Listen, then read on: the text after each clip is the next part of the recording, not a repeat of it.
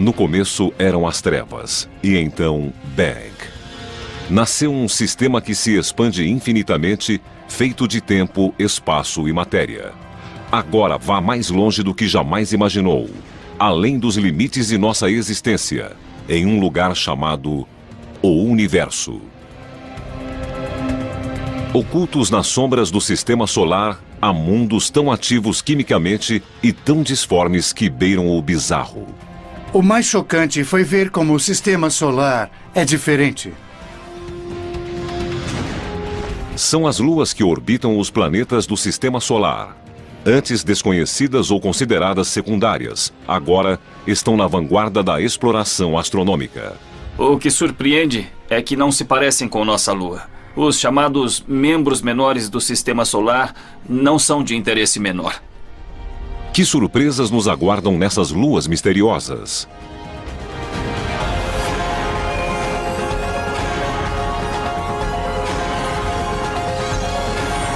O Universo. Luas misteriosas. Nosso sistema solar foi sempre um terreno fértil para escritores de ficção científica. Mas, com os avanços exponenciais da tecnologia dos telescópios e contatos diretos feitos por sondas não tripuladas, foram abertas as portas para um novo balé de luas. A maioria gira para um lado, algumas giram para o outro, todas em ritmos diferentes, passando umas pelas outras. As internas ultrapassando as externas. Durante quase meio século, acreditou-se que o sistema solar abrigava apenas 32 luas. Suas dimensões variavam da lua de Júpiter, Ganimedes, maior que o planeta Mercúrio, a pequenas luas em formato de asteroide, como as luas de Marte, Phobos e Deimos. Esse número explodiu. Somente em 2007, cientistas anunciaram a descoberta de 20 novas luas em Júpiter, uma em Saturno e 3 em Netuno. O que aconteceu foi que os telescópios astronômicos foram equipados com câmeras de CCD. São as câmeras digitais que quase todos têm hoje em dia.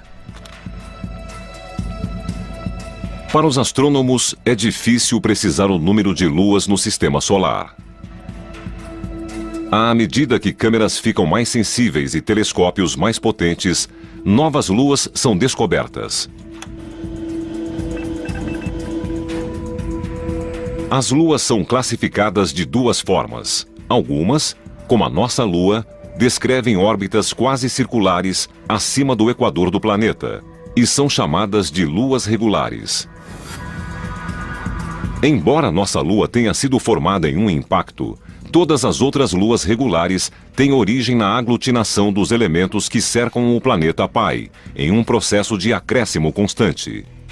Um exemplo clássico de luas regulares são as luas galileanas de Júpiter, Io, Europa, Ganimedes e Calisto. O material que formou Júpiter espalhou-se um pouco. Esse material acumulou-se nas luas.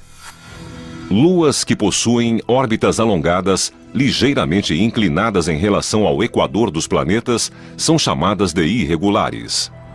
A maioria delas se move em órbitas retrógradas, no sentido horário se o planeta girar no sentido anti-horário. Phoebe, a lua recém-descoberta de Saturno, é um exemplo perfeito. Ela começou sua vida celestial como um viajante independente, orbitando o Sol antes de ser capturada por Saturno. Seja regular ou irregular, a Lua deve estar ao alcance gravitacional do planeta pai. O limite dessas órbitas é conhecido como esfera de Hill.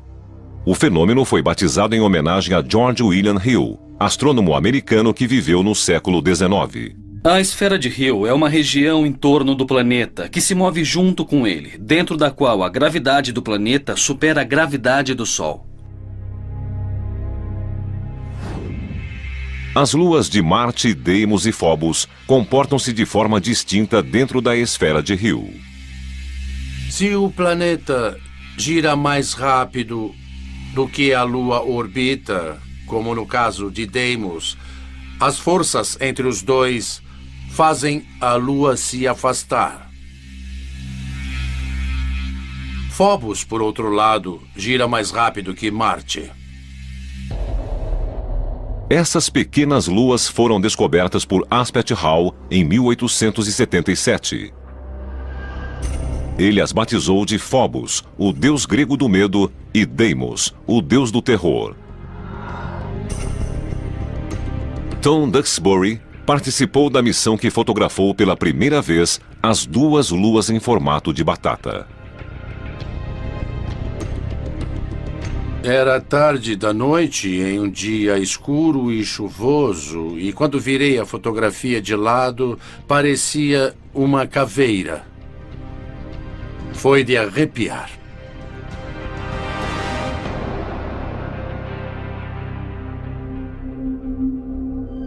Phobos está numa espiral da morte. Ela orbita a apenas 6.000 quilômetros da superfície de Marte. Nenhuma outra lua está tão perto de um planeta no sistema solar. Se nossa lua estivesse a essa distância da Terra, ela pareceria 20 vezes maior. Sua órbita duraria horas. Não dias como é agora, mas horas. E a lua cheia tomaria o céu. As marés subiriam e recuariam dezenas de metros. E, numa situação dessas, com certeza, a Lua acabaria se chocando contra a Terra. A aproximação de Phobos é causada por um processo conhecido como aceleração secular. Por girar mais rápido do que Marte, a Lua gera uma força de atração na superfície do planeta. Dessa forma, cada órbita deixa Phobos mais perto da superfície marciana. A luta entre Marte e Phobos lembra a dinâmica de uma bola amarrada a um poste. Imagine que a bola seja a Lua. O poste seria o planeta e a corda entre os dois seria a força gravitacional exercida pelo planeta. O que vemos é que a gravidade atrai a Lua de uma forma que aumenta sua velocidade. Ela vai cada vez mais rápido, se aproximando até bater no poste. É exatamente isso que acontece com Phobos. A velocidade da órbita de Phobos é maior que a da rotação de Marte. A interação gravitacional atrai Phobos cada vez mais, aumentando a velocidade de sua órbita. Em 50 milhões de anos, Phobos estará tão próxima que vai chocar-se contra o planeta e Marte deixará de ter essa lua. Por outro lado, Deimos, a lua mais distante, tem uma órbita mais lenta do que a rotação de Marte. É como se desenrolasse o fio, e o que vemos é Deimos se afastando cada vez mais de Marte. Por fim, Deimos será tirada de Marte pela gravidade do Sol, ou seja, com o tempo, Marte não terá nenhuma lua.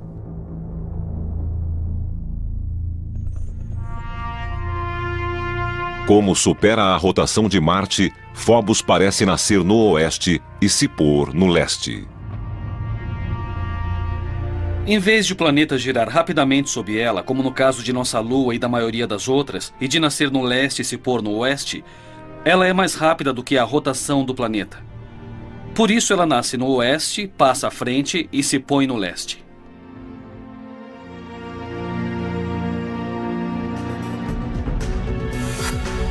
$50 milhões de anos se passarão antes de Phobos desaparecer. Até lá, ela poderá ser útil para uma eventual colonização de Marte. O escritor Arthur C. Clarke cogitou esta possibilidade no livro As Areias de Marte. Embora não haja motivo para a colonização de Phobos, sua proximidade com Marte a tornaria um ponto de parada natural.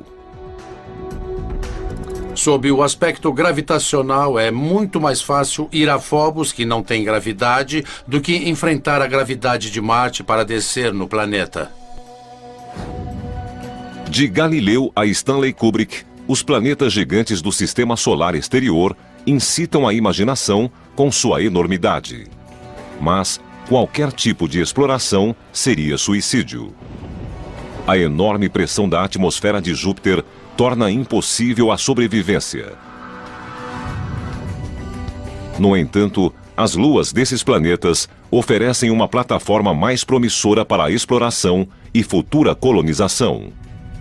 Essas prisioneiras da gravidade de Júpiter seriam mundos hostis ao desenvolvimento da vida orgânica? Ou poderiam fornecer um abrigo seguro para futuras gerações de exploradores planetários?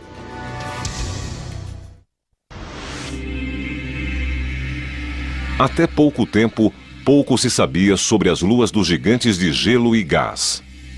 Grande parte delas permanecia oculta no brilho de seus planetas.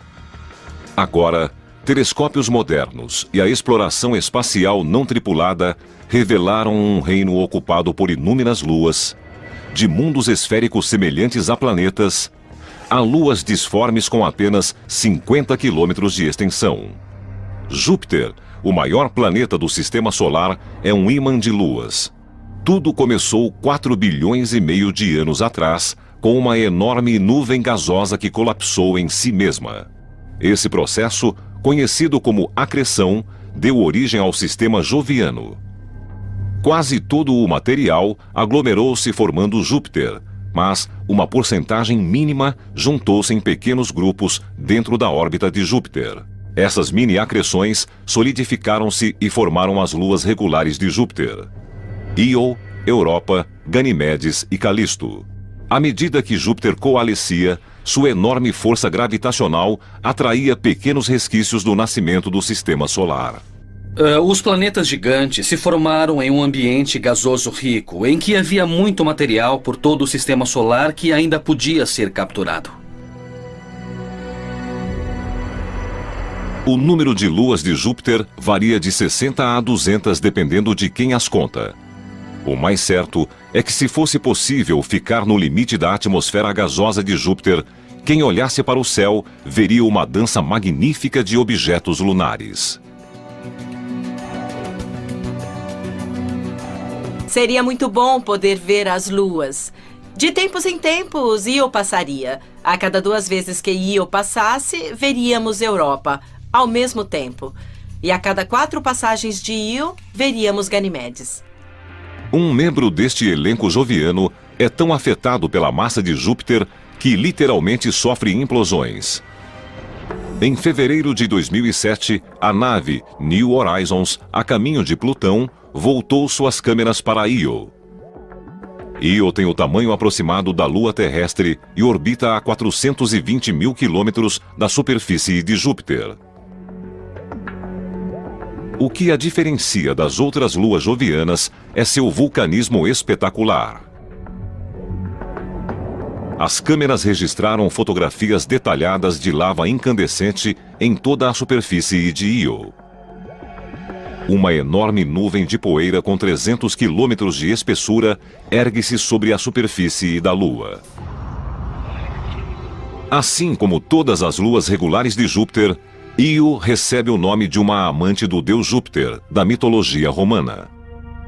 Ela foi descoberta por Galileu em 1610. A Lua foi fotografada pela primeira vez pela nave Pioneer em 1974 e pela Voyager em 1979. Sua atividade pulsante vem intrigando cientistas há décadas. A Io expele cerca de 1 tonelada de material por segundo, a cada segundo de cada dia. É uma máquina fenomenal. Eu gostaria de ir a Io, mesmo sendo perigosa, quente e sulfurosa. Io é pequena demais para ter mantido o núcleo derretido desde a formação. Algum processo misterioso deve ser o responsável pelo aquecimento. O interior de Io deve permanecer derretido, porque é pressionado demais quando orbita Júpiter. O processo é conhecido como aquecimento friccional. A força gravitacional de Júpiter causa atrito no núcleo de Io. Da mesma forma que um escultor molda um bloco de argila, Júpiter está incessantemente criando sua própria obra-prima. Se uma lua sofre o efeito do aquecimento friccional, ela se torna maleável. Ela pode ser esticada como argila e deformada pela gravidade do planeta pai. A superfície da Lua é fria. Ela se parte da mesma forma que a argila quando se puxa rapidamente. Mas o interior, que é quente, pode fluir, ser esticado e moldado pela gravidade do planeta pai. Luas regulares costumam ter órbitas circulares.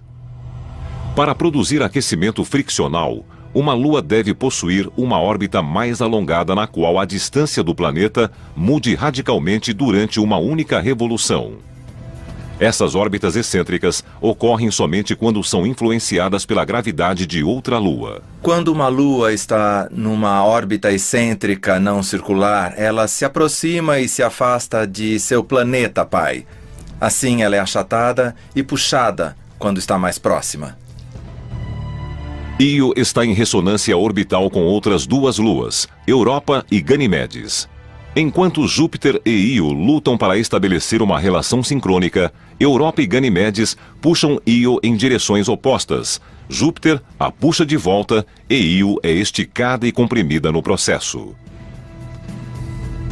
O aquecimento friccional em Io, responsável por seus grandes vulcões, tem um efeito colateral.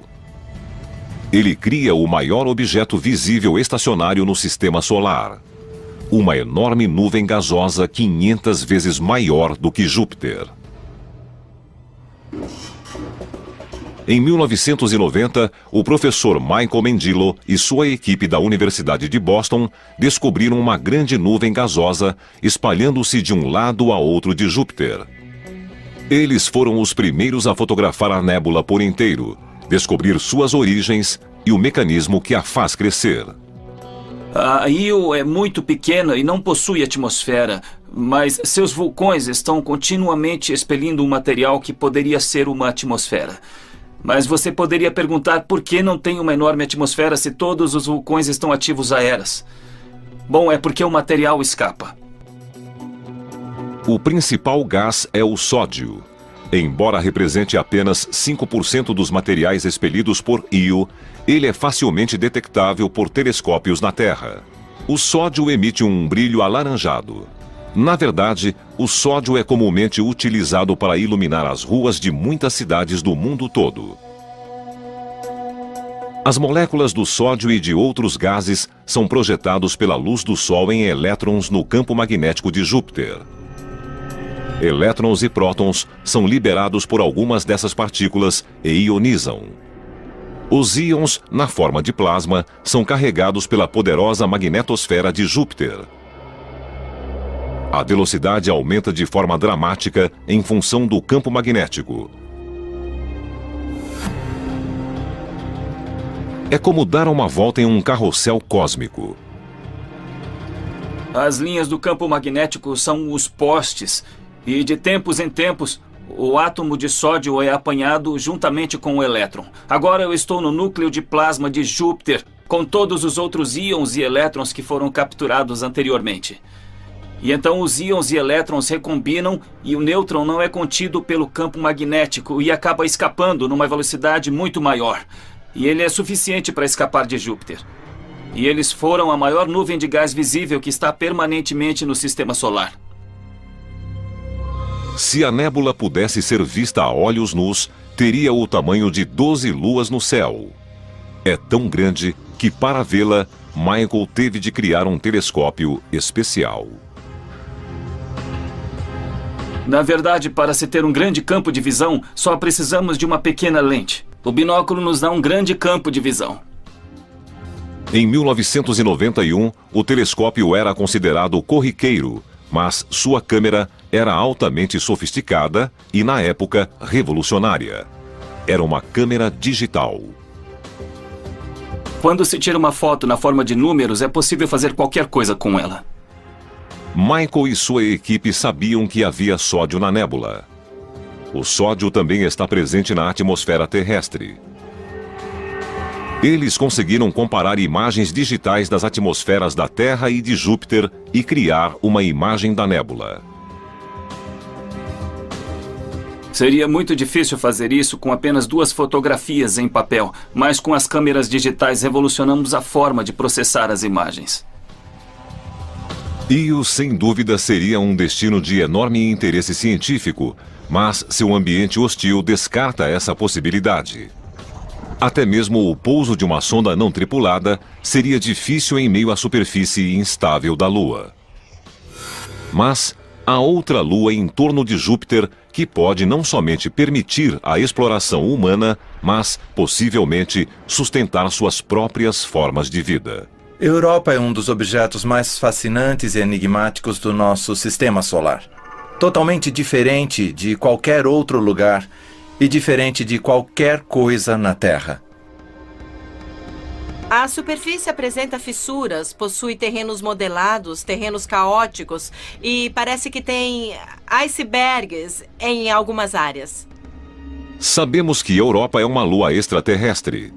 Mas será que abrigaria formas de vida extraterrestres? O universo, luas misteriosas. Europa orbita a 640 mil quilômetros da superfície de Júpiter, cerca de o dobro da distância de Io. Assim como a prima, ela também é moldada por ondas gravitacionais. Júpiter tem a maior influência. Sua massa, como um amante persistente, puxa a Lua relutante em sua direção. Europa resiste com a própria gravidade, e eles formam uma espécie de simbiose, centenas de milhares de quilômetros acima do gigante gasoso. Mas não é apenas Júpiter que puxa a Europa. A pequena Io e a outra prima, Ganimedes, puxam a Europa de diferentes direções. É a mesma ressonância orbital que exerce um efeito dramático em Io. No entanto, os resultados são bem diferentes em Europa. Sua superfície é fria, 320 graus Celsius negativos em alguns lugares. Mas há um aquecimento. E o que existe na superfície de Europa também é o que a torna tão interessante: água. Essa água no estado líquido sobe de um oceano subterrâneo e espalha-se sobre a superfície da Lua, criando um pavimento semelhante aos dos rinques de gelo. O oceano de Europa é raso e fica apenas a 15 ou 20 quilômetros abaixo da superfície. A água foi o berço da vida na Terra. Poderia ocorrer o mesmo em Europa ou em outras luas? Oceanos congelados em satélites talvez sejam os habitats mais comuns do universo. Terra é relativamente rara, mas satélites congelados são abundantes. Em fevereiro de 2007, a nave New Horizons, a caminho de Plutão, conseguiu passar perto de Europa e enviar imagens impressionantes. Enormes padrões geológicos, que foram chamados de círculos ingleses, podem ser vistos quando o Sol está nascendo ou se pondo atrás de Europa.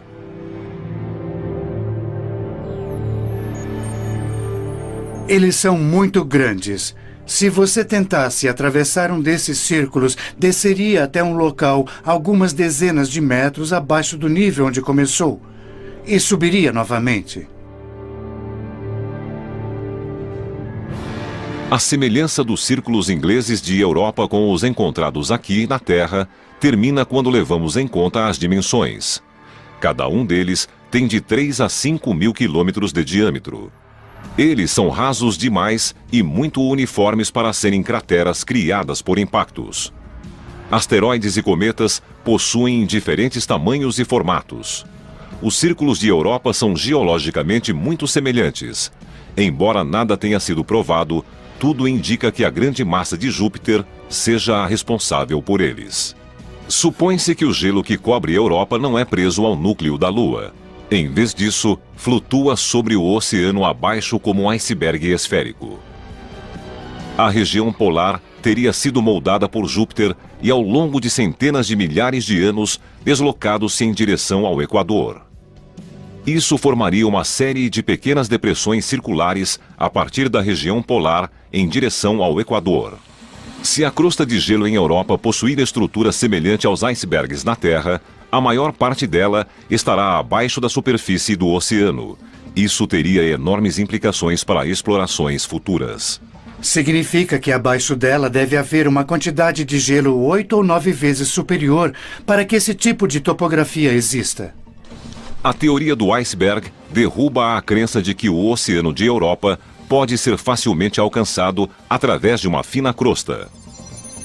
O mapeamento por radar e por radiação ultravioleta será ainda mais importante antes que uma sonda pouse na superfície da Lua. Futuros exploradores terão de procurar os pontos por onde a água do oceano chega à superfície e, a partir deles, encontrar um meio de chegar a ele. Os mesmos exploradores talvez decidam montar uma base de operações em Ganimedes, a maior lua de Júpiter. Assim como Phobos serviria como ponto de parada na exploração de Marte, Ganimedes teria a mesma função no sistema joviano. A Lua é maior que o planeta Mercúrio, e sua gravidade, entre todas as luas de Júpiter, é a mais próxima da gravidade terrestre. Embora esteja em ressonância orbital com Io e Europa, está longe o bastante de Júpiter para ser menos afetada pelas forças de atração do gigante gasoso. Em Ganimedes poderíamos, digamos, pousar em uma grande cratera e construir uma região protegida por um domo, impedindo a entrada das partículas carregadas do sistema joviano e criando um local seguro para estudar não só Ganimedes em si, seu campo magnético, seu interior e sua geologia, mas o sistema de Júpiter como um todo. Ganimedes é a única lua no sistema solar com o próprio campo magnético. Para que isso seja possível, ela deve possuir massa suficiente e um núcleo aquecido. A massa é visível, mas não se sabe exatamente de onde vem o calor. Ganimedes sofre influência das forças de atração tanto de Io como de Europa. No entanto, medições feitas em sua órbita indicam que ela é esférica o bastante para evitar as deformações sofridas pelas luas menores. Imagina-se que aconteceu alguma coisa no passado de Ganimedes que mudou ligeiramente sua órbita.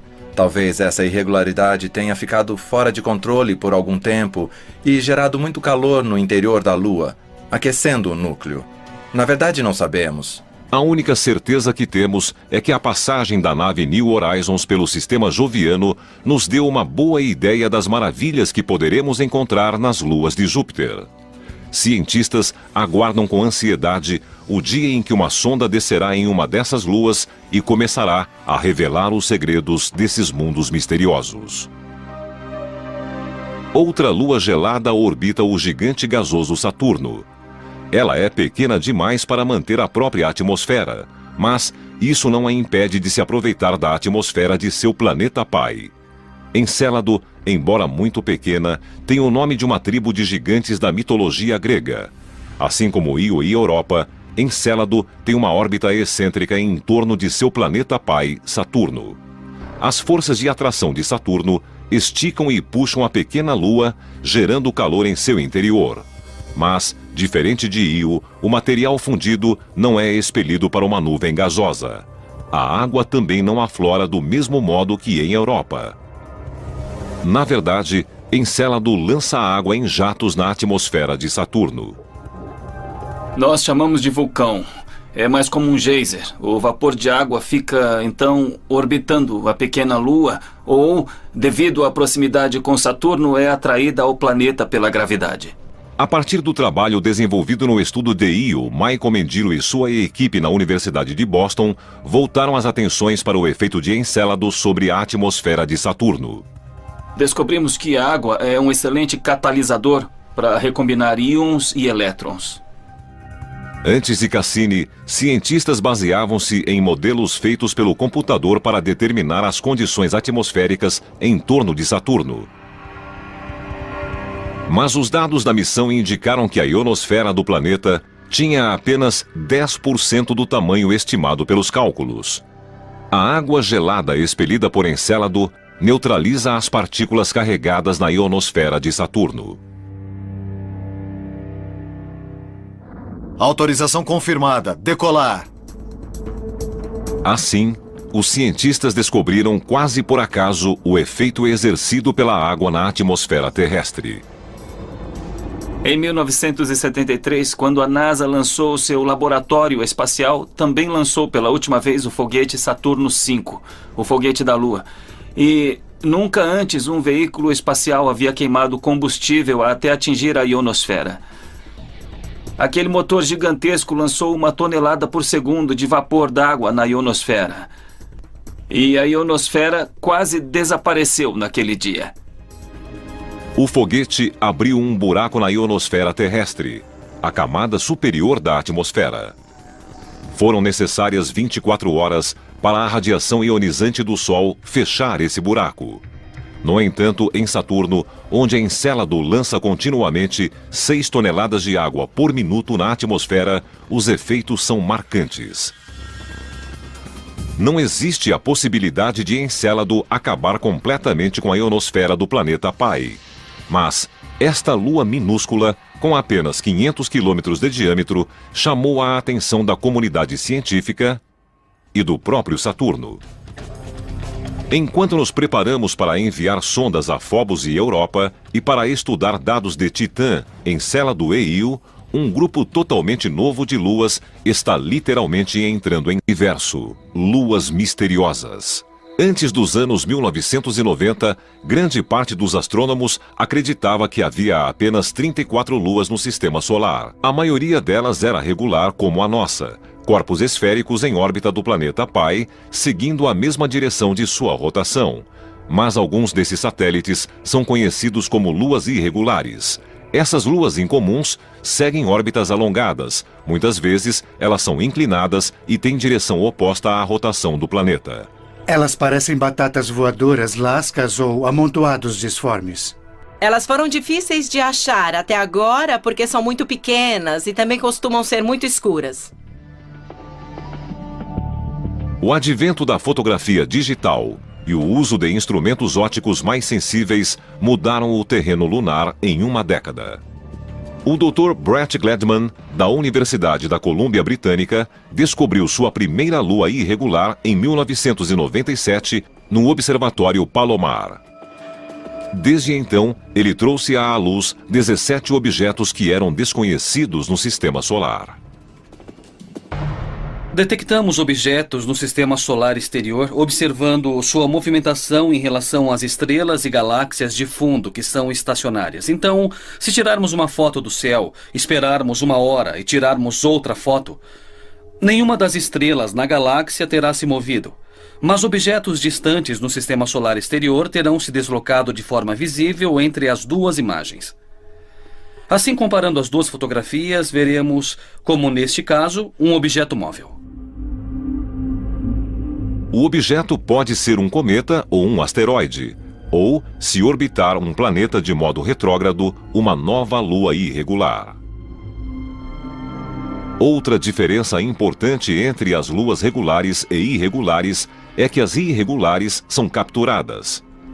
Elas se formam de modo independente do planeta em torno do qual orbitam e, provavelmente, fizeram parte dos detritos gerados na formação do nosso sistema solar. Phoebe, a maior lua irregular que orbita Saturno, é um exemplo clássico.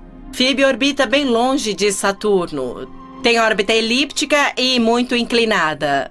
Tem direção retrógrada. Imagens da Voyager indicam que ela parecia ter sido um asteroide. E todos imaginavam que era um asteroide que havia sido capturado. Agora sabemos por causa de Cassini que é um corpo muito rico em água congelada. Isso praticamente exclui o cinturão de asteroides. Imagina-se que Phoebe poderia ter vindo do cinturão de Kuiper nos limites do sistema solar. Imagina-se que o cinturão de Kuiper contenha os detritos da formação do sistema solar. Ele gira em torno do Sol, além da órbita de Plutão. No entanto, outra teoria sugere algo totalmente diferente. É muito mais provável que Phoebe tenha se formado numa órbita independente em torno do Sol e depois capturada na órbita de Saturno, enquanto os outros objetos se formaram próximos de Saturno ou foram incorporados pelo planeta ou ejetados do sistema solar. Phoebe então seria composta dos detritos planetários que flutuavam em torno de Saturno na época de seu nascimento. Por causa disso, deve possuir um material diferente de algumas das luas irregulares que orbitam Júpiter. Se for este o caso, seria possível discernir e comparar os diferentes ingredientes que deram origem a esses dois gigantes gasosos. Atualmente, 3 teorias tentam explicar como Phoebe e outras luas irregulares perderam sua independência. 2 delas sugerem que elas foram capturadas quando o sistema solar estava em formação e os planetas ainda eram um acúmulo de bolhas de gás e detritos. A teoria do arrasto gasoso é a mais direta. Gases densos circulavam em torno do planeta em formação quando um cometa, asteroide ou uma combinação dos dois passou através da mistura gasosa. Nós sabemos que os planetas gigantes construíram seus sistemas de satélites em grandes discos em torno deles, uma espécie de mini-sistema solar ao redor de cada planeta. E o gás e a poeira presente nesse disco também funcionam como fontes de atrito, onde planetesimais de passagem reduzem a velocidade, são capturados e entram em órbita. A segunda teoria é uma variação da primeira e, por vezes, é chamada de teoria da atração. Neste caso, em vez de ser capturado ao passar pelos gases em acreção, o objeto é puxado para a órbita do planeta em formação pela força gravitacional crescente. As 2 teorias de captura funcionam bem nos casos de Júpiter e de Saturno, porque a quantidade de matéria durante sua formação era grande o bastante para reduzir a velocidade dos objetos passantes. Mas o mesmo não acontece nos caos de Netuno e de Urano. Devido ao frio extremo, os 2 planetas formaram-se muito mais lentamente, e é difícil acreditar que os materiais aglutinados possuíam massa suficiente para deter um objeto em movimento no sistema solar. No entanto, os 2 planetas possuem luas irregulares. Assim surgiu uma terceira teoria, a da interação de 3 corpos. Descobrimos que muitos objetos são, na verdade, mais que um objeto. Costumam ser 2 objetos, normalmente. Isso ocorre porque eles têm mais ou menos o mesmo tamanho e têm uma relação binária. Em vez de ser um objeto grande com um objeto pequeno em torno dele, assim, deste jeito, são 2 objetos do mesmo tamanho girando numa órbita comum aos 2, em torno de um baricentro. Um par binário existe quando 2 objetos do mesmo tamanho estão próximos o bastante do baricentro para evitar que um terceiro objeto de dimensões maiores o separe. Mas, quando um dos elementos do par binário é consideravelmente maior que o outro, um terceiro elemento de maior porte tem uma chance maior de separá-los. O menor tenderá a descrever uma órbita muito maior que o manterá mais distante. Isso faz com que o objeto menor se aproxime o bastante do planeta para ser capturado, enquanto o parceiro é lançado em uma órbita independente. Uma lua, no entanto, parece desafiar a classificação. Tritão descreve uma órbita retrógrada em torno de Netuno, no sentido oposto à rotação do planeta. Isso a tornaria uma lua irregular. No entanto, ela é esférica e orbita próxima ao Equador em uma circunferência quase perfeita. Essa é a descrição clássica de uma lua regular. Ela também emite misteriosos jatos gelados, indicando que já tinha sido ou possivelmente ainda seja vulcanicamente ativa. O universo, luas misteriosas. Antes que Voyager 2 fosse ao sistema solar exterior, Tritão era considerada uma bola rochosa sem vida de tamanho aproximado ao de nossa Lua. Quando a nave enviou fotografias revelando um mundo com montanhas, falhas geológicas e fissuras indicativas de movimento tectônico, além de uma atmosfera densa, todos ficaram impressionados. Forças geológicas, comumente associadas a planetas muito mais quentes e maiores, podem estar ocorrendo em uma lua congelada ligeiramente maior do que a nossa.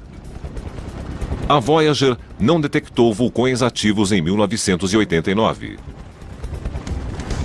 No entanto, assim como em Encélado, periodicamente surgem geysers na superfície do satélite. A maior surpresa não é a ocorrência dos processos geológicos em si, mas o fato de acontecerem em uma lua irregular como Tritão. A maioria das grandes luas no sistema solar são satélites regulares, com exceção de Tritão, a maior lua de Netuno, que orbita no sentido errado. Por isso, imagina-se que Tritão seja um objeto capturado. Uma lua capturada que age como uma lua regular. Como um objeto do tamanho de Tritão reduziu tanto a velocidade a ponto de não passar pela atmosfera de Netuno ou de colidir diretamente contra o planeta?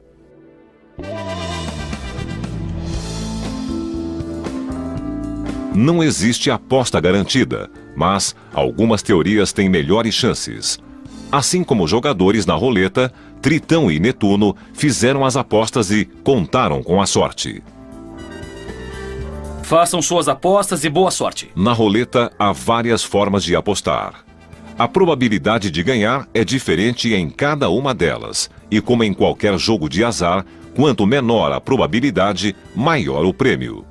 Tritão pode ter sido capturada por Netuno de 3 formas diferentes.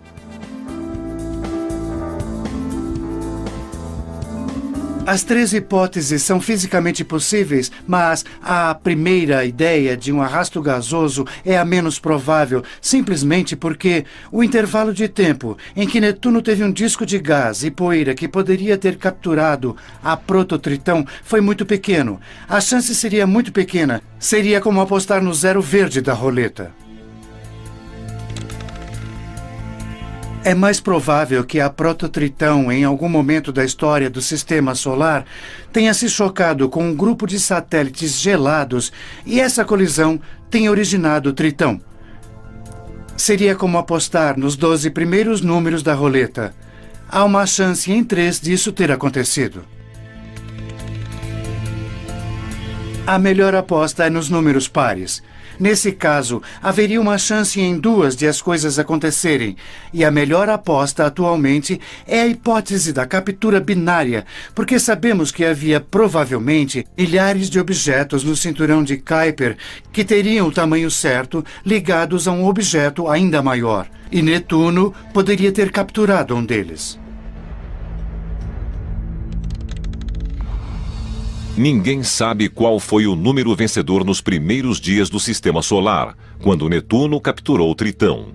No entanto, assim que começou a orbitar o planeta de forma irregular, Tritão começou a destruir tudo em seu caminho.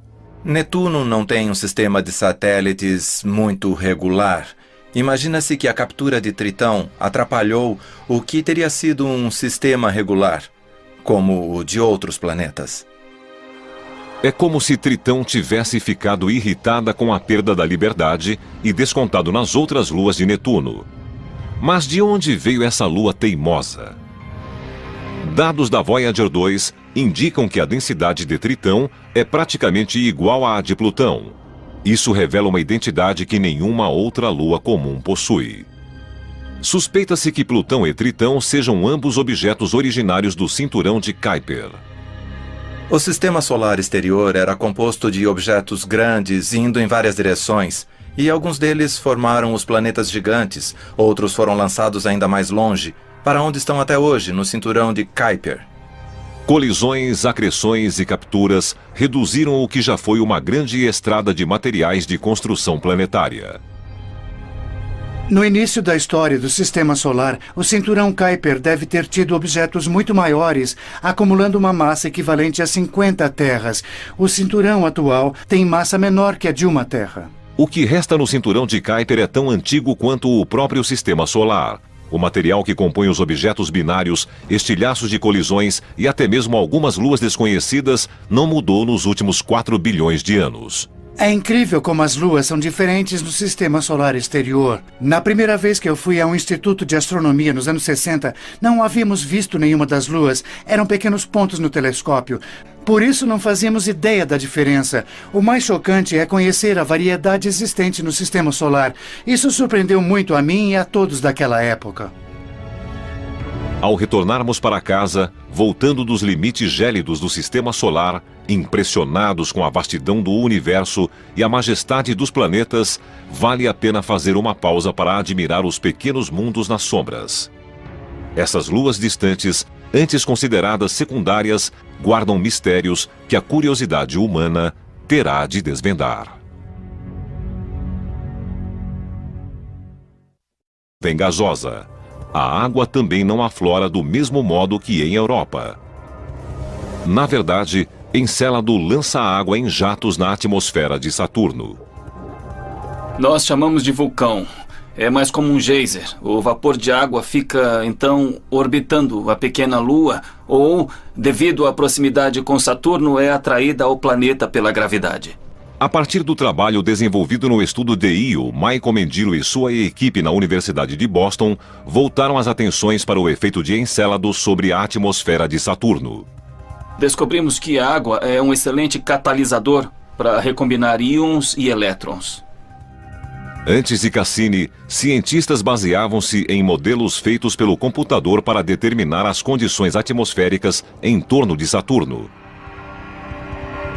Mas os dados da missão indicaram que a ionosfera do planeta tinha apenas 10% do tamanho estimado pelos cálculos. A água gelada expelida por Encélado neutraliza as partículas carregadas na ionosfera de Saturno. Autorização confirmada. Decolar. Assim, os cientistas descobriram quase por acaso o efeito exercido pela água na atmosfera terrestre. Em 1973, quando a NASA lançou seu laboratório espacial, também lançou pela última vez o foguete Saturno V, o foguete da Lua. E nunca antes um veículo espacial havia queimado combustível até atingir a ionosfera. Aquele motor gigantesco lançou 1 tonelada por segundo de vapor d'água na ionosfera. E a ionosfera quase desapareceu naquele dia. O foguete abriu um buraco na ionosfera terrestre, a camada superior da atmosfera. Foram necessárias 24 horas para a radiação ionizante do Sol fechar esse buraco. No entanto, em Saturno, onde Encélado lança continuamente 6 toneladas de água por minuto na atmosfera, os efeitos são marcantes. Não existe a possibilidade de Encélado acabar completamente com a ionosfera do planeta pai. Mas esta lua minúscula, com apenas 500 quilômetros de diâmetro, chamou a atenção da comunidade científica e do próprio Saturno.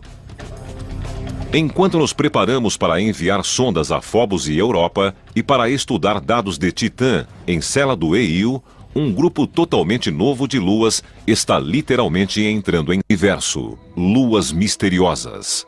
Antes dos anos 1990, grande parte dos astrônomos acreditava que havia apenas 34 luas no sistema solar. A maioria delas era regular como a nossa, corpos esféricos e são chamadas de luas regulares.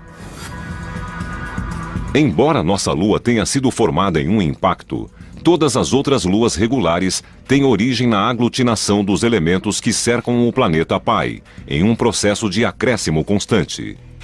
Um exemplo clássico de luas regulares são as luas galileanas de Júpiter, Io, Europa, Ganimedes e Calisto. O material que formou Júpiter espalhou-se um pouco. Esse material acumulou-se nas luas. Luas que possuem órbitas alongadas, ligeiramente inclinadas em relação ao equador dos planetas, são chamadas de irregulares. A maioria delas se move em órbitas retrógradas, no sentido horário se o planeta girar no sentido anti-horário. Phoebe, a lua recém-descoberta de Saturno, é um exemplo perfeito. Ela começou sua vida celestial como um viajante independente, orbitando o Sol antes de ser capturada por Saturno. Seja regular ou irregular, a Lua deve estar ao alcance gravitacional do planeta pai.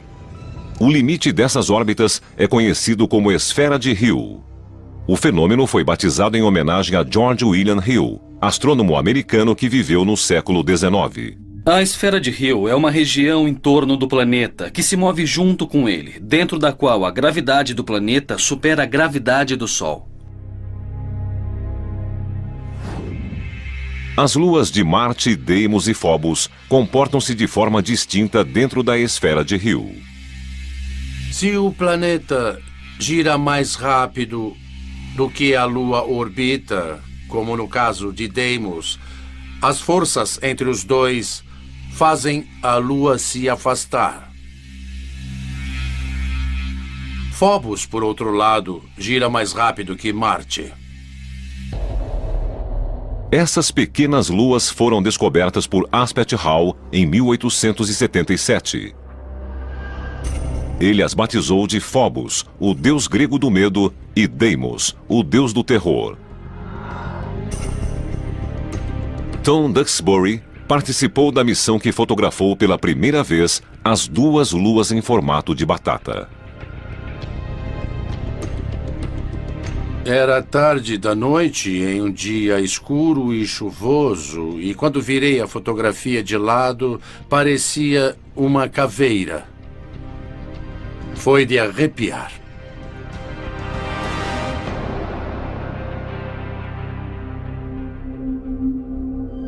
Phobos está numa espiral da morte. Ela orbita a apenas 6.000 quilômetros da superfície de... Phobos, por outro lado, gira mais rápido que Marte. Essas pequenas luas foram descobertas por Aspet Hall em 1877. Ele as batizou de Phobos, o deus grego do medo, e Deimos, o deus do terror. Tom Duxbury participou da missão que fotografou pela primeira vez as duas luas em formato de batata. Era tarde da noite, em um dia escuro e chuvoso, e quando virei a fotografia de lado, parecia uma caveira. Foi de arrepiar.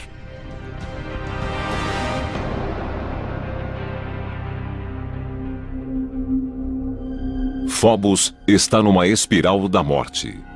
Ela orbita a apenas 6.000 quilômetros da superfície de Marte. Nenhuma outra lua está tão perto de um planeta no sistema solar. Se nossa lua estivesse a essa distância da Terra, ela pareceria 20 vezes maior. Sua órbita duraria horas. Não dias como é agora, mas horas. E a lua cheia tomaria o céu. As marés subiriam e recuariam dezenas de metros. E, numa situação dessas, com certeza, a Lua acabaria se chocando contra a Terra. A aproximação de Phobos é causada por um processo conhecido como aceleração secular. Por girar mais rápido do que Marte, a Lua gera uma força de atração na superfície do planeta. Dessa forma, cada órbita deixa Phobos mais perto da superfície marciana. A luta entre Marte e Phobos lembra a dinâmica de uma bola amarrada a um poste. Imagine que a bola seja a Lua. O poste seria o planeta e a corda entre os dois seria a força gravitacional exercida pelo planeta. O que vemos é que a gravidade atrai a Lua de uma forma que aumenta sua velocidade. Ela vai cada vez mais rápido, se aproximando até bater no poste. É exatamente isso que acontece com Phobos. A velocidade da órbita de Phobos é maior que a da rotação de Marte. A interação gravitacional atrai Phobos cada vez mais, aumentando a velocidade de sua órbita. Em 50 milhões de anos, Phobos estará tão próxima que vai chocar-se contra o planeta e Marte deixará de ter essa lua. Por outro lado, Deimos... Io em direções opostas. Júpiter a puxa de volta e Io é esticada e comprimida no processo. O aquecimento friccional em Io, responsável por seus grandes vulcões, tem um efeito colateral. Ele cria o maior objeto visível estacionário no sistema solar. Uma enorme nuvem gasosa 500 vezes maior do que Júpiter. Em 1990, o professor Michael Mendilo e sua equipe da Universidade de Boston descobriram uma grande nuvem gasosa espalhando-se de um lado a outro de Júpiter. Eles foram os primeiros a fotografar a nébula por inteiro, descobrir suas origens e o mecanismo que a faz crescer. A Io é muito pequena e não possui atmosfera, mas seus vulcões estão continuamente expelindo um material que poderia ser uma atmosfera. Mas você poderia perguntar por que não tem uma enorme atmosfera se todos os vulcões estão ativos há eras.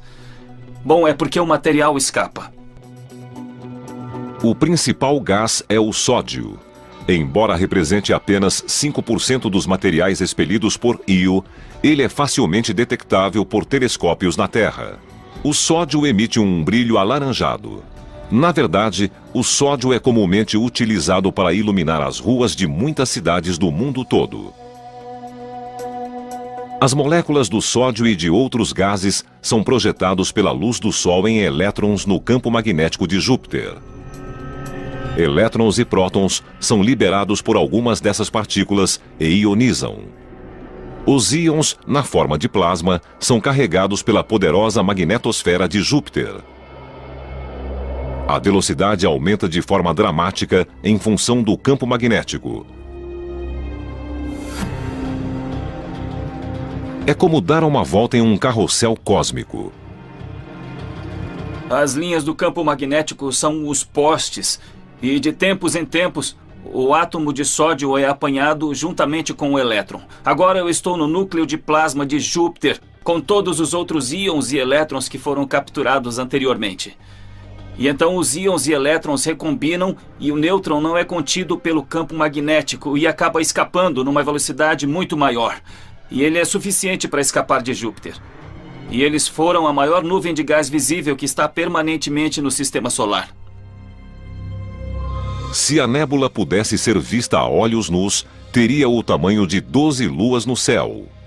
É tão grande que, para vê-la, Michael teve de criar um telescópio especial. Na verdade, para se ter um grande campo de visão, só precisamos de uma pequena lente. O binóculo Ser útil para uma eventual colonização de Marte. O escritor Arthur C. Clarke cogitou esta possibilidade no livro As Areias de Marte. Embora não haja motivo para a colonização de Phobos, sua proximidade com Marte a tornaria um ponto de parada natural. Sob o aspecto gravitacional, é muito mais fácil ir a Phobos, que não tem gravidade, do que enfrentar a gravidade de Marte para descer no planeta. De Galileu a Stanley Kubrick, os planetas gigantes do sistema solar exterior incitam a imaginação com sua enormidade. Mas qualquer tipo de exploração seria suicídio. A enorme pressão da atmosfera de Júpiter torna impossível a sobrevivência. No entanto, as luas desses planetas oferecem uma plataforma mais promissora para a exploração e futura colonização. Essas prisioneiras da gravidade de Júpiter seriam mundos hostis ao desenvolvimento da vida orgânica? Ou poderiam fornecer um abrigo seguro para futuras gerações de exploradores planetários?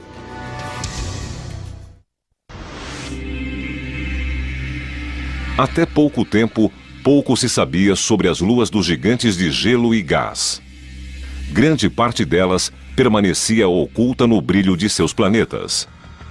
Agora, telescópios modernos e a exploração espacial não tripulada revelaram um reino ocupado por inúmeras luas, de mundos esféricos semelhantes a planetas, a luas disformes com apenas 50 quilômetros de extensão. Júpiter, o maior planeta do Sistema Solar, é um ímã de luas. Tudo começou 4 bilhões e meio de anos atrás, com uma enorme nuvem gasosa que colapsou em si mesma. Esse processo, conhecido como acreção, deu origem ao Sistema Joviano. Quase todo o material aglomerou-se formando Júpiter, mas uma porcentagem mínima juntou-se em pequenos grupos dentro da órbita de Júpiter. Essas mini-acreções solidificaram-se e formaram as luas regulares de Júpiter: Io, Europa, Ganimedes e Calisto. À medida que Júpiter coalescia, sua enorme força gravitacional atraía pequenos resquícios do nascimento do Sistema Solar. Os planetas gigantes se formaram em um ambiente gasoso rico, em que havia muito material por todo o Sistema Solar que ainda podia ser capturado. O número de luas de Júpiter varia de 60 a 200 dependendo de quem as conta. O mais certo é que, se fosse possível ficar no limite da atmosfera gasosa de Júpiter, o advento da fotografia digital e o uso de instrumentos ópticos mais sensíveis mudaram o terreno lunar em uma década.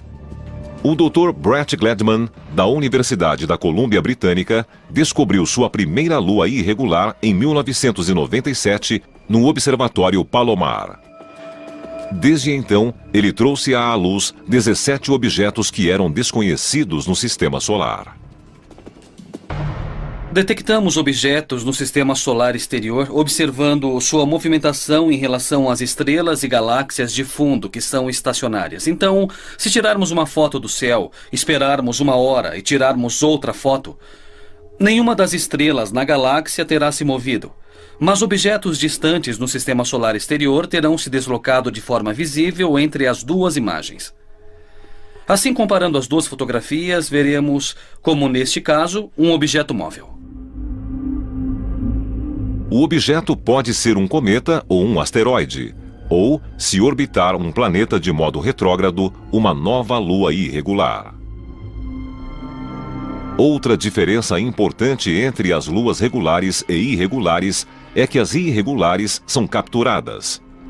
Elas se formam de modo independente do planeta em torno do qual orbitam e, provavelmente, fizeram parte dos detritos gerados na formação do nosso sistema solar. Phoebe, a maior lua irregular que orbita Saturno, é um exemplo clássico. Phoebe orbita bem longe de Saturno. Tem órbita elíptica e muito inclinada. Tem direção retrógrada. Imagens da Voyager indicam que ela parecia ter sido um asteroide. E todos imaginavam que era um asteroide que havia sido capturado. Agora sabemos por causa de Cassini que é um corpo muito rico em água congelada. Isso praticamente exclui o cinturão de asteroides. Imagina-se que Phoebe poderia ter vindo do cinturão de Kuiper nos limites do sistema solar. Imagina-se que o cinturão de Kuiper contenha os detritos da formação do sistema solar. Ele gira em torno do Sol, além da órbita de Plutão. No entanto, outra teoria sugere algo totalmente diferente. É muito mais provável que Phoebe tenha se formado numa órbita independente em torno do Sol e depois capturada na órbita de Saturno, enquanto os outros objetos se formaram próximos de Saturno ou foram incorporados pelo planeta ou ejetados do sistema solar. Phoebe então seria composta dos detritos planetários que flutuavam em torno de Saturno na época de seu nascimento. Por causa disso, deve possuir um material diferente de algumas das luas irregulares que orbitam Júpiter. Se for este o caso, seria possível vendo o Sol antes de ser capturada por Saturno. Seja regular ou irregular, a Lua deve estar ao alcance gravitacional do planeta pai. O limite dessas órbitas é conhecido como esfera de Hill. O fenômeno foi batizado em homenagem a George William Hill, astrônomo americano que viveu no século XIX. A esfera de Hill é uma região em torno do planeta que se move junto com ele, dentro da qual a gravidade do planeta supera a gravidade do Sol. As luas de Marte, Deimos e Phobos comportam-se de forma distinta dentro da esfera de Hill. Se o planeta gira mais rápido do que a Lua orbita, como no caso de Deimos, as forças entre os dois fazem a Lua se afastar. Phobos, por outro lado, gira mais rápido que Marte. Essas pequenas luas foram descobertas por Aspect Hall em 1877. Ele as batizou de Phobos, o deus grego do medo, e Deimos, o deus do terror. Tom Duxbury participou da missão que fotografou pela primeira vez as duas luas em formato de batata. Era tarde da noite, em um dia escuro e chuvoso, e quando virei a fotografia de lado, parecia uma caveira. Foi de arrepiar.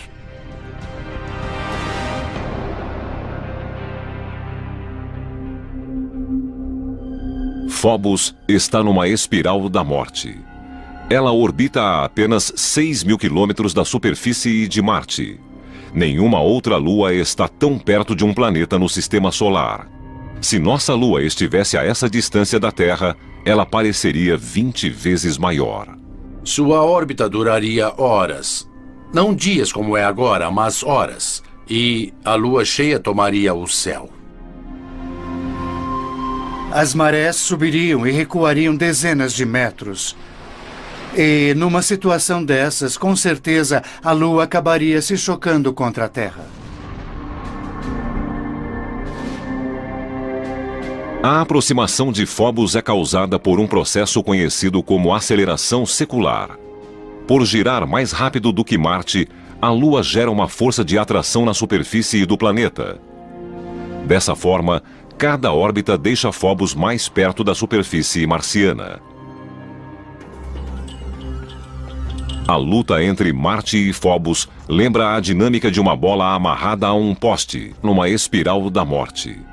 Ela orbita a apenas 6.000 quilômetros da superfície de Marte. Nenhuma outra lua está tão perto de um planeta no sistema solar. Se nossa lua estivesse a essa distância da Terra, ela pareceria 20 vezes maior. Sua órbita duraria horas. Não dias como é agora, mas horas. E a lua cheia tomaria o céu. As marés subiriam e recuariam dezenas de metros. E, numa situação dessas, com certeza, a Lua acabaria se chocando contra a Terra. A aproximação de Phobos é causada por um processo conhecido como aceleração secular. Por girar mais rápido do que Marte, a Lua gera uma força de atração na superfície do planeta. Dessa forma, cada órbita deixa Phobos mais perto da superfície marciana. A luta entre Marte e Phobos lembra a dinâmica de uma bola amarrada a um poste. Imagine que a bola seja a Lua. O poste seria o planeta e a corda entre os dois seria a força gravitacional exercida pelo planeta. O que vemos é que a gravidade atrai a Lua de uma forma que aumenta sua velocidade. Ela vai cada vez mais rápido, se aproximando até bater no poste. É exatamente isso que acontece com Phobos. A velocidade da órbita de Phobos é maior que a da rotação de Marte. A interação gravitacional atrai Phobos cada vez mais, aumentando a velocidade de sua órbita. Em 50 milhões de anos, Phobos estará tão próxima que vai chocar-se contra o planeta e Marte deixará de ter essa lua.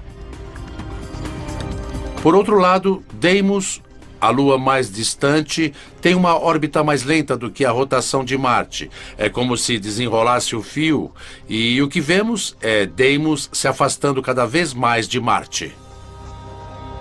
Por fim, Deimos será tirada de Marte pela gravidade do Sol, ou seja, com o tempo, Marte não terá nenhuma lua.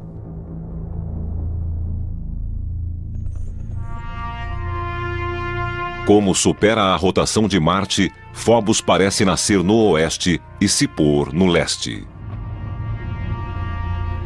Em vez de o planeta girar rapidamente sob ela, como no caso de nossa Lua e da maioria das outras, e de nascer no leste e se pôr no oeste, ela é mais rápida do que a rotação do planeta.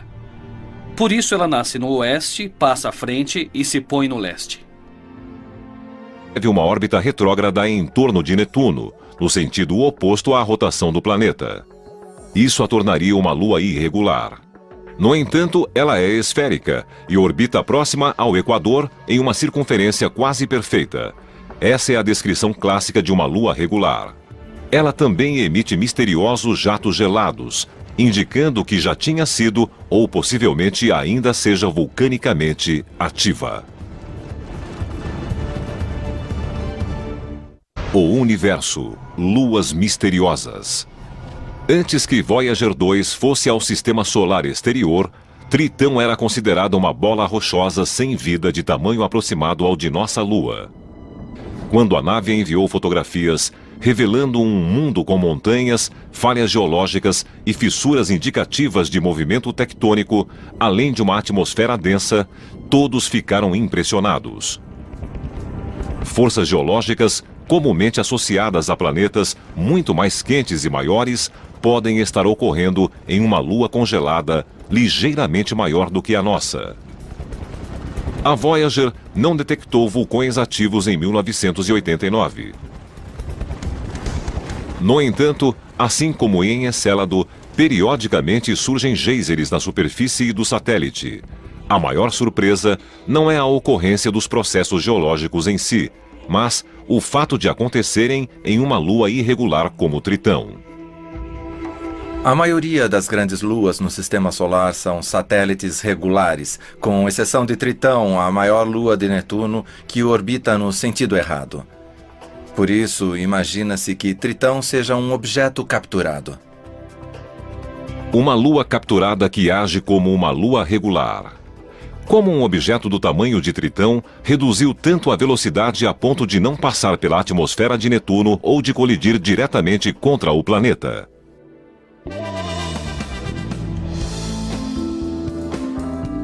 Não existe aposta garantida, mas algumas teorias têm melhores chances.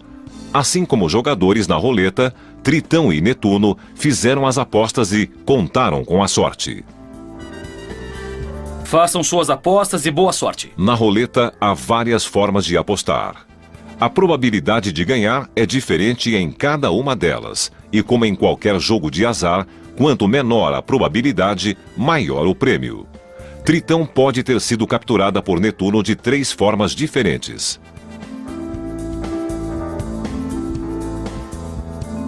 As 3 hipóteses são fisicamente possíveis, mas a primeira ideia de um arrasto gasoso é a menos provável, simplesmente porque o intervalo de tempo em que Netuno teve um...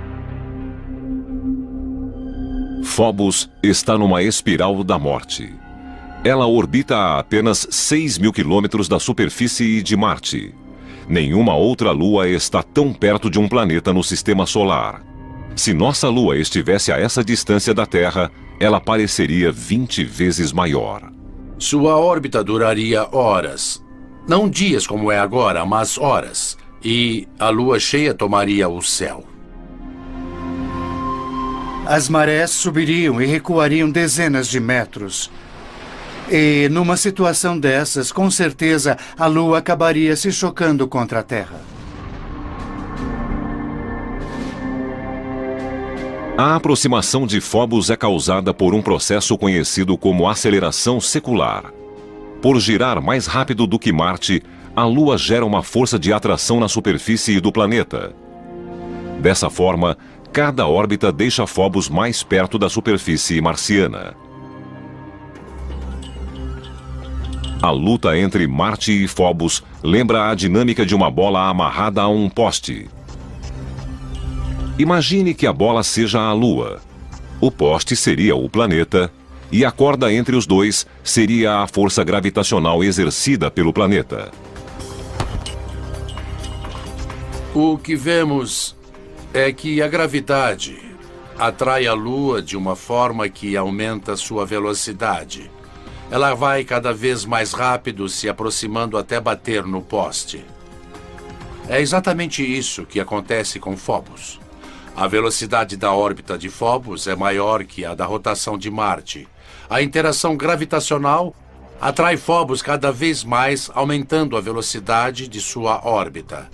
Em 50 milhões de anos, Phobos estará tão próxima que vai chocar-se contra o planeta e Marte deixará de ter essa lua. Por outro lado, Deimos, a lua mais distante, tem uma órbita mais lenta do que a rotação de Marte. É como se desenrolasse o fio, e o que vemos é Deimos se afastando cada vez mais de Marte. Por fim, Deimos será tirada de Marte pela gravidade do Sol, ou seja, com o tempo, Marte não terá nenhuma lua.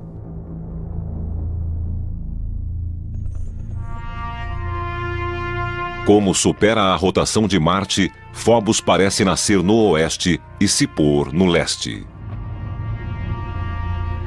Em vez de o planeta girar rapidamente sob ela, como no caso de nossa Lua e da maioria das outras, e de nascer no leste e se pôr no oeste, ela é mais rápida do que a rotação do planeta. Por isso ela nasce no oeste